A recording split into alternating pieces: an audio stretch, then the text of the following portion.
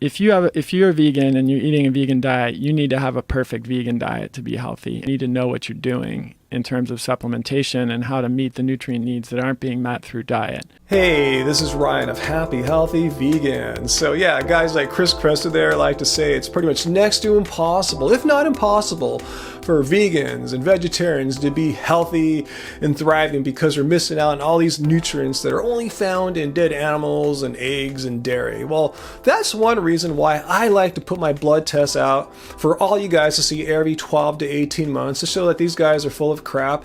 And I like to point out too, I've never seen Chris Kresser's blood tests, and very few of these anti-vegans put their blood tests out, so that should say something right there. So before we get started, in case you're wondering, I've been vegan now for over 8 years, about 8 1/3 years, and I'm 51 and a half years old. Keep this in mind, I'm at the age where a lot of guys' health starts falling apart, so let's just jump right in. So that no one accuses me of hiding any results I don't want you to see, here's the entirety of my blood results. You can pause and take a look if you like, but I'm going to share with you a few key markers as we move on here.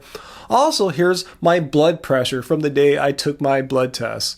And let's have a quick look at my basic blood work here. White and red blood cells, hemoglobin, platelets, neutrophils, everything is well within the reference range. So let's get right to vitamin B12, perhaps the single most nutrient I see anti-vegans and the media in general single out vegans as being naturally deficient in.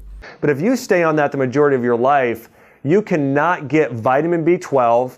Other nutrients like B12, which That's an issue. That's a big issue. So after 8+ years vegan, my B12 levels are higher than they've ever been in my entire life. They're off the charts beyond the reference interval top end, 1,333 picograms per milliliter. And to give you a better idea of where this number stands in relation to other North Americans, let's look at this chart here put out by the Canadian government showing the average vitamin B12 concentrations of its people. So after converting what I got into picomoles per liter, we can place my number on the chart here, and as you see, 983 is about double of the highest group of Canadians. And in case you're wondering, I supplement with a sublingual B12 spray about 3 times a week, and my almond milk is fortified with B12 as well. I should add, before I started taking any supplements, this is about 3 odd years ago, my B12 levels were already pretty strong, about 500, but they've gone up every year since then. And that's enough about B12. Let's move on to protein. Protein is important for everybody, and just about everyone is deficient in quality protein. Not sure what Josh Axe is talking about there, but if you look at my total protein and my albumin, you'll see everything's in line. And albumin is a good measure if you're getting enough protein in your diet. And while we're here, let's take a look at my calcium, right within range too. Next, let's see if I'm diabetic. Eric Berg says that people like me should be diabetic. Guidelines for carbohydrates by the American Diabetes Association is 40 to 60 grams of carbohydrate a day. This is insane. How much carbohydrate do we need, or how much do we require? 0. We don't need carbohydrates. In fact, we're better without carbohydrates. Well, given that I eat a whole food plant-based diet, I should have a lot to be worried about, right? Well, my hemoglobin A1C test says otherwise. I'm in the normal range, and that's a test that screens for diabetes, as well as my glucose test. Once again, as always, within the normal range. I guess carbs aren't that bad for you.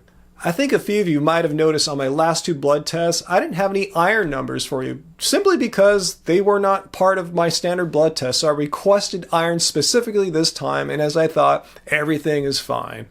And last month I made a video just about my testosterone levels, and I'll put a link to that down in the show notes. But to make a long story short, my testosterone levels were quite high for even a man in his 30s. And I've learned after doing a little more research that this is quite common for those who don't eat meat.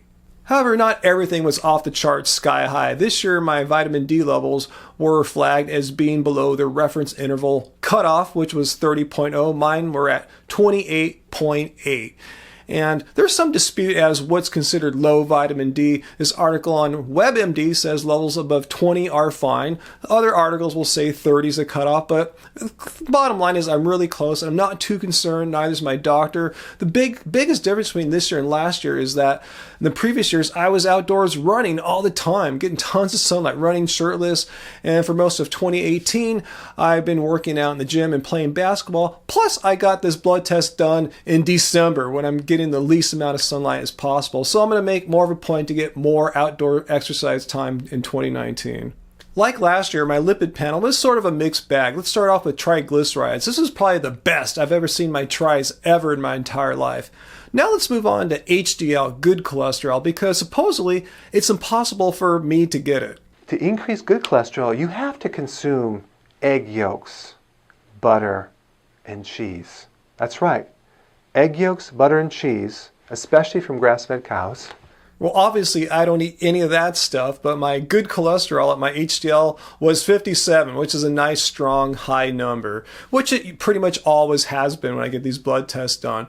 The one surprise for me, well, not too big, because last year it was 109. My LDL, my bad cholesterol, went up to 129, which got it flagged as being outside the reference interval. So does that mean I have high cholesterol? Let's take a look what these LDL numbers really mean. If your LDL is below 100, that's optimal. If it's between 100 and 129, it's called near optimal or above optimal. So as I said, this blood panel was taken in early December, so I want to see if there's any change in my lipids since then. So I went back to the lab yesterday and got just a lipid panel taken, and I saw that my LDL pretty much stayed the same. It went down a little bit to 123, but I'm still in that above optimal range. I actually sent my blood test to Dr. Joel Kahn, vegan cardiologist, and he thought my results were wonderful, particularly for a man my age. And he thought if I was really concerned about that LDL number, I could get a heart CT scan. And right now I'm actually trying to see if my insurance will pay for it. Otherwise, it's a couple $100, but I'm really more concerned about the radiation risk. It's a bit more radiation exposure intense than, say, an MRI or an X-ray. So I have to figure out if it's really worth it, where they, to see what's going on inside my heart, to see if there's any calcified deposits, which the heart CT scan will reveal. But looking at these blood tests as a whole, the two doctors that have looked over them with me have all said that these are great blood tests. I'm healthy. My blood pressure's fine. Share with me your thoughts and opinions down below. Have you had any vegan blood tests done? And did you have any little surprise results like my LDL? And let me know, is it worth it, in your opinion, for me to take on the radiation risk to get a heart CT scan to see what's going on inside my heart? Or is that just like a little premature considering my health and my good blood tests? So help me think this through in the comments down below. So until next time, guys, remember, it doesn't suck being vegan.